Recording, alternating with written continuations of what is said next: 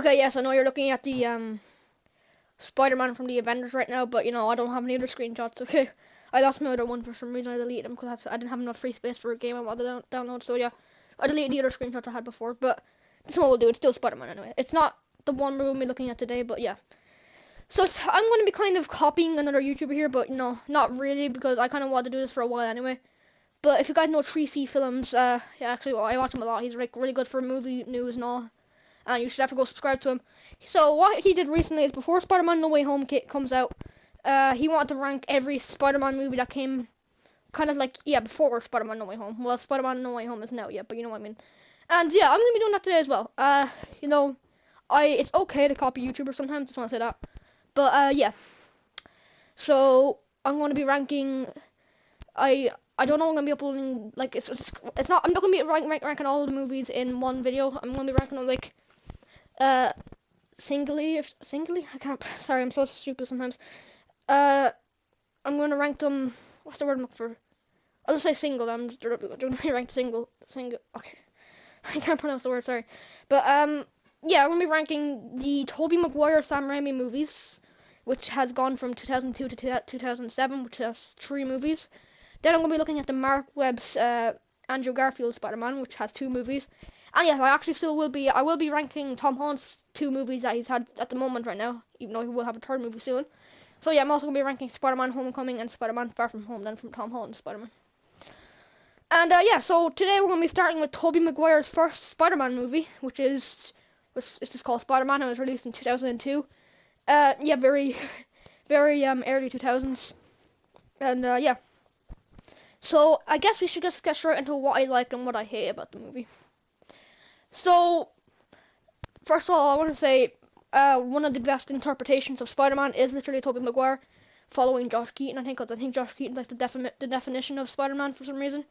And yeah, so Tobey Maguire is a great actor to play Spider-Man.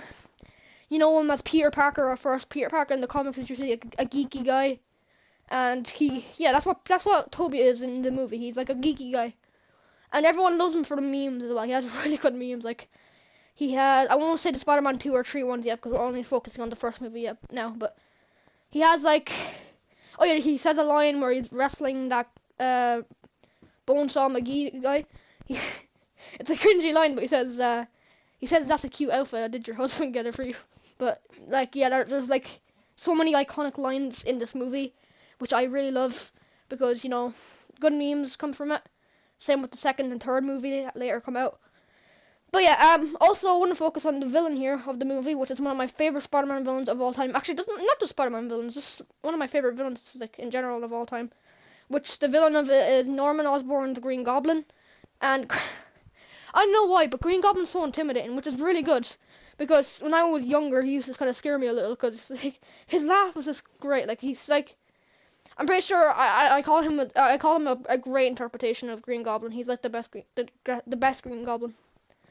And yeah, so it has a great villain, which good character act for him as well. Like, and it's kind of sad that he doesn't like pay really much attention to his own son Harry Osborn. Mostly pays attention to Peter, which isn't his actual son.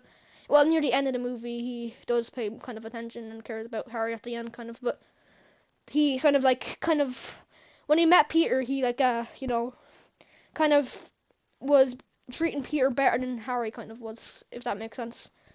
And yeah, Harry got a little jealous because it's his dad, of course. And yeah, Uncle Ben, really sad moment. And another iconic line is when he says, "With great power comes great responsibility."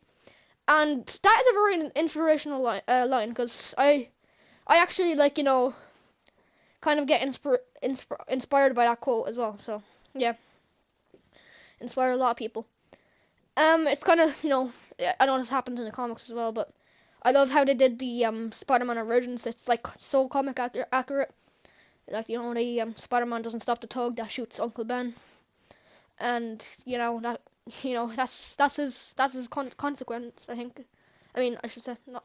I said I think. Sorry, that's his consequence. That he has to deal with throughout all the series, because he didn't stop one tug before and then he killed Uncle Ben. But yeah, but then of course I don't really feel that great about Spider-Man killing the Tug that killed Uncle Ben, because the Spectacular Spider-Man, also, you guys probably think I'm copying Tracy films again because he said this in his, but I actually totally agree with him.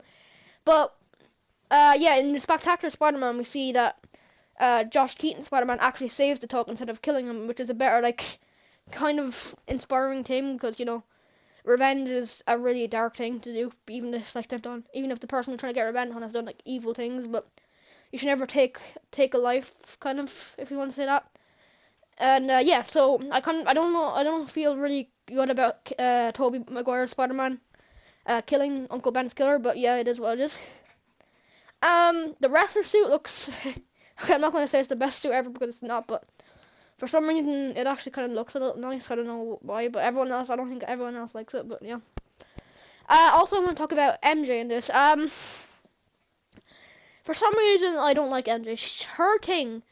Listen, like, she's like she's one of the most boring characters ever. Like, she is a good actor, but she's one of the most boring characters ever, because all her arc is so she gets in danger 3 times in this movie. The first time is when Green Goblin does his first attack at the festival, and then she gets in trouble and Spider-Man has to save her. And then she also gets nearly assaulted by thugs, and then Spider-Man saves her again.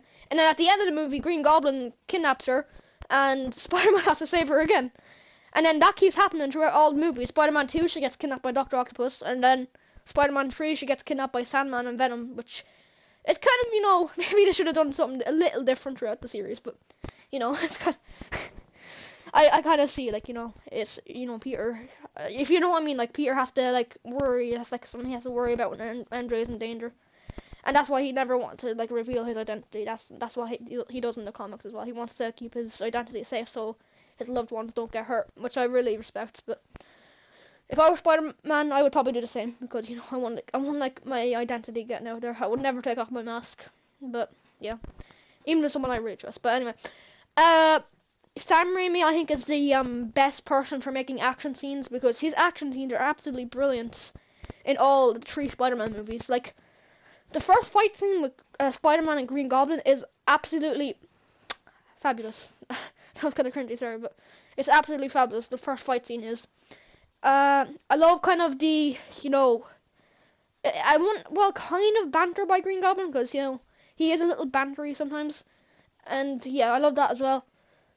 And I also like when Green Goblin tries to get Spider-Man to join him, because I don't know why that kind of just, like, feels kind of fresh to me, because the Green Goblin's actually giving Spider-Man a chance to join him. Like, most supervillains just want to kill the hero, but Green Goblin's actually giving him a chance to join him. But of course, because Spider-Man's a hero, he declines it, but which makes, you know, Green Goblin pissed. But yeah, another good fight scene is when Spider-Man and Green Goblin are on the fire. Well, you know, it's a little short fight scene, but still a good one.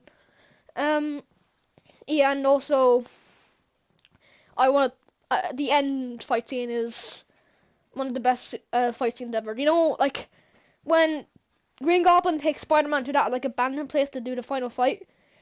Oh my god, like, that's so cool, that last fight scene. Green Goblin literally beats the living shit out of Spider-Man. I said a bad word, sorry, but, you know, I don't really care anymore. I say a bad word. Everyone does, kind of, sometimes. Not most people, but maybe, well, yeah, most people do curse, but I don't curse that often, just want to say that. But yeah, he beats the living crap out of Spider-Man, Green Goblin does. And I just love that, because Spider-Man's, like, you know, he actually, like, feels real pain, like, physical pain. And, like, he just looks so beaten up, but after everything he got, like, his mask is ripped, he's all bloody, he can barely stand. But after all of it, he still gets up and, like, stays strong, and, like, you know, like, only a few hits he can defeat Green Goblin. Like, Green Goblin tries to stab him, and then he literally uses his power to push him back, and then he drops a literal wall on him, which I think is so cool, because, you know, he has the well, of course, Spider-Man has the strength to bring down a wall because he's freaking Spider-Man, but that was just a really cool scene for me. And then he literally punches Goblin 4 times to get him to beg for mercy. He's like, please, Peter, please stop. And that was absolutely amazing. That just shows how strong Spider-Man is. And yeah, we later see in the 2 other movies how strong he is as well, because he, you know, I'll get to that in tomorrow or something. I don't know when I'm going to be doing Spider-Man 2 review, but anyway, yeah, why did I say Spider? Sorry. I also want to talk about J.K. Simmons, who plays J. Jonah Jameson. The best J. Jonah Jameson ever. The second best is the one who plays it in Spectacular Spider-Man, but I can't remember his name. But yeah, J.K. Simmons is absolutely freaking great, and I'm so glad that he returned in Far From Home.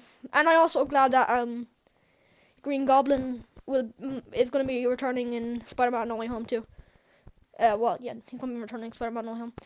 I really do hope Toby appears in Spider-Man No Way Home, as well as Andrew, and yeah, because I will go crazy if I see both of them, and yeah. But, yeah, J.K. Simmons, the best J. Jonah Jameson ever. He has so many memes as well. And I love that little bit where Green Goblin attacks the Daily Bugle and threatens J. Jonah Jameson. He's like, who takes the pictures of Spider-Man? Because, you know, Green Goblin wants to find the person who takes the pictures of Spider-Man, and, you know, he wants to find out where Spider-Man, if you guys know what I mean, he wants to find out if the guy who takes pictures of Spider-Man knows Spider-Man's identity or something. And yeah, so I think that's cool. But also, what J. Jonah Jameson does is he tries to protect Peter because he knows Peter Parker takes pictures of Spider-Man, and he might be really mean sometimes. Well, sometimes. But J. Jonah Jameson has a heart deep down, and yes, I love that he protects Peter Parker. Some people say that he's just doing it for his own life, yeah, some people say he's not really trying to protect Peter, but I think he is trying to protect Peter. I love that with Spectacular Spider-Man as well. When Rhino attacks the Daily Bugle in that cartoon, in the Spectacular Spider-Man, he tries to protect Peter because, you know, Rhino wants to find out who takes the pictures of Spider-Man, and J. Jonah Jameson tries to protect Peter again. And I do think J.K. Simmons, J. Jonah Jameson is protecting Peter when Green Goblin attacks. But yeah. What else was there in the movie? Oh yeah, Aunt May. She's a brilliant character. You know, she's also a really inspirational character. And yeah. She supports Peter on his journey, I should say. And it's really you know, it's really cool when Green Goblin finds out Peter Parker is Spider-Man, because Green Goblin has to be like one of the most dangerous villains, because if he finds out your identity or something like that, he will go after your loved ones and make sure he strikes your heart before he actually kills you. So I like that about Green Goblin, that he actually tries to hurt the heroes, kind of, I guess you could say mentally, but I don't know what we should say that mentally, but he tries to kill the hero's loved ones first before actually killing the actual hero, which I think is very dangerous about Green Goblin. He's such a dangerous character. Flash Thompson's also in this movie for only a few scenes. He has great memes, but I think he's the worst Flash Thompson ever. In Spectacular Spider-Man, Flash Thompson is absolutely the best Flash Thompson ever. He actually has the biggest heart ever in Spectacular Spider-Man. And he actually, in season 2 of Spectacular Spider-Man, and actually season 1 sometimes, he tries to be nice to Peter, and yeah, I really like that about the Spectacular Spider-Man Flash Thompson. And yeah, I don't really like the Flash Thompson in this movie. He's kind of trash. So yeah, there's great scene as well when Spider-Man going on the American flag and the sunset is in the background, and you know, it looks epic. All the web sling, when Spider-Man is web slinging across the city and all that all looks great. The CGI sometimes is bad, but the CGI sometimes is good, which I think is awesome. And yeah, I really respect Sam Raimi for this, for making this wonderful movie.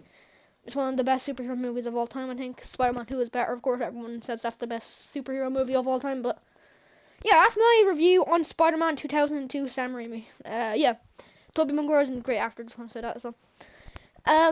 I will be doing Hawkeye review when the whole series comes out. I'm watching at the moment, I'm going to be doing that.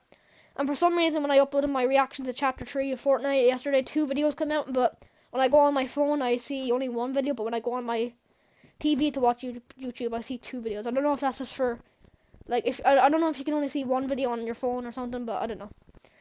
Anyway, guys, that's going to do it for today's video. If you did enjoy, make sure to smash the like button and subscribe to the little bell so I miss a video, but you don't have to do that whatsoever, guys. And yeah, I will see you guys in the next video. Peace.